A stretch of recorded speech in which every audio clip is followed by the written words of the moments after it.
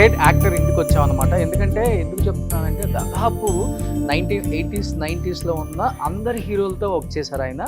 But తర్వాత ఎందుకో cinema ఇండస్ట్రీకి చాలా దూరంగా వచ్చేసేసి బుల్లితెరకు వచ్చేసారనమాట.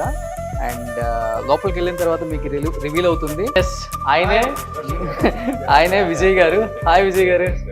సో ఆల్మోస్ట్ రాజ్ కుమార్ గారు మీరు సిమిలర్గా ఒకేలాగా ఉంటారు అంటారు చాలా మంది అంటే ఒక్కొక్కరు అలా